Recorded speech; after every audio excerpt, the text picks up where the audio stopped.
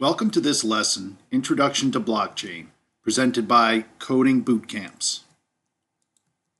The importance of cryptocurrencies on blockchains. Just review this information. This is a recap of the information about our instructor. And so far, we have looked at popular blockchains. We have looked at building smart contracts and building distributed applications, the types of blockchains, private and public. We've looked at mining, and we've looked at hashes, and we've looked at ledgers and the structure of a blockchain. So now we're going to talk about cryptocurrencies particularly. So we know that money is an instrument for trade. And as our society has advanced, technology has also advanced. And with any kind of advancement, we know trade also has become more complex. As trade became more complex, transactions also became more complex and required a trusted third party. We were doing business with somebody we didn't know.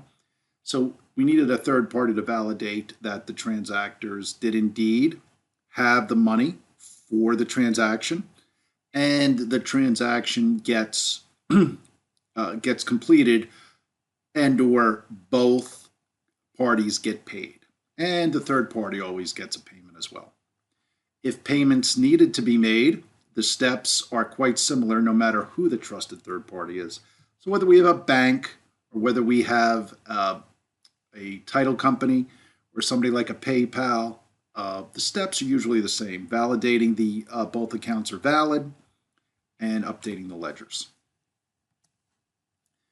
And we can see here that if we wanted to make a payment of $500 to a store for an item, the trusted third party would complete, in general, these steps.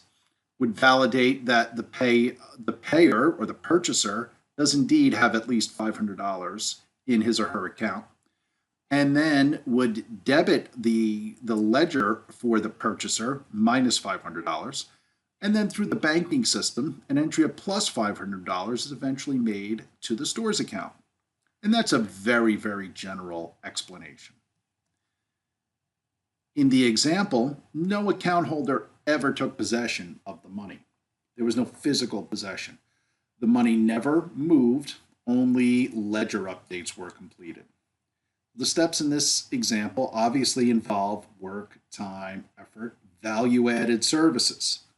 And these services are costly. A fee can be charged for these services. And many times transaction fees can be quite high. Cryptocurrencies are a different form of money. So there is no reason why ledger entries performed by a bank or a trusted third party cannot be performed directly by the transactors. That is the basis for a lot of payment networks or payment blockchains. There's no reason why the ledger updates could not be performed using an application over the internet. This type of model would be far less expensive if the transactors themselves updated the ledgers directly. So cryptocurrencies can facilitate direct update of ledgers, therefore can facilitate these types of transactions completely independent and under no one else's control. Cryptocurrencies make it possible for populations, for all populations to participate in transactions. If we think about, say, a certain unbanked, what they call sometimes unbanked populations where banking services are not available, cryptocurrencies and blockchains makes a great solution because these participants can participate in transactions, usually of very small quantities or microtransactions. Often microtransactions were considered to be too expensive because of fees, but cryptocurrencies and blockchains make microtransactions available.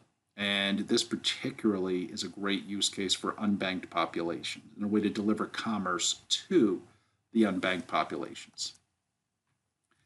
And blockchain is based on, again, existing technologies, ledgers, cryptology, networking. Blockchain is disruptive and innovative, so often the definition of innovation is disruption.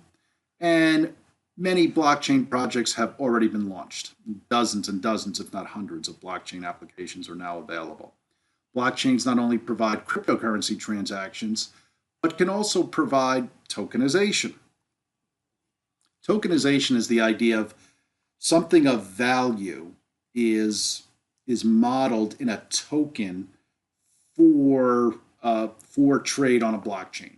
So I could buy a property, say it's worth $100,000, and then I can tokenize that property or the value of that property into, say, 1,000 tokens, and then I can sell those 1,000 tokens for $100 each. And if you want to own 2% of my property, you can pay me $200.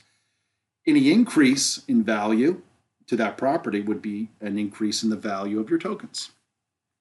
So they would be a very special cryptocurrency, we would just call them tokens.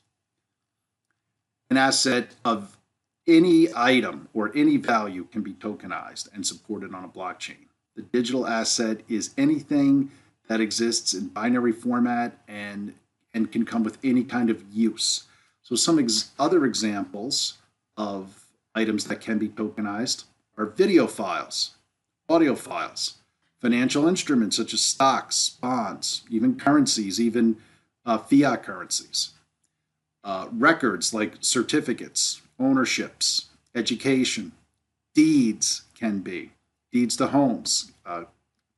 So we can, birth certificates, marriage licenses, all can reside on the blockchain and be tokenized.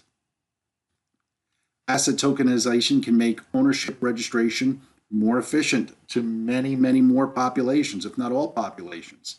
It can also make the concept of ownership registration available to populations where formal registration never existed.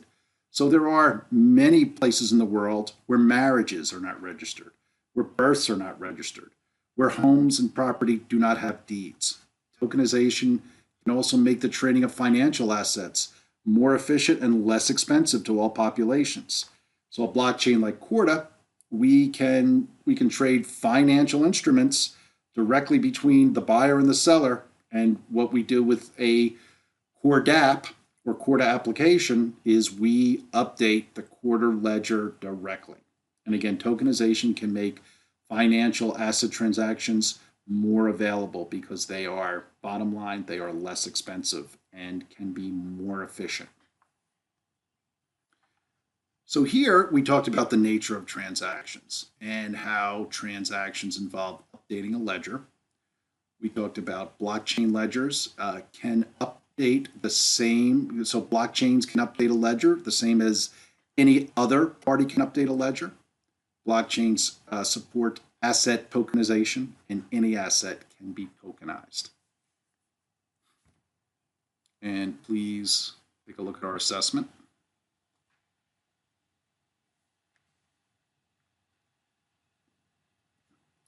And additional resources.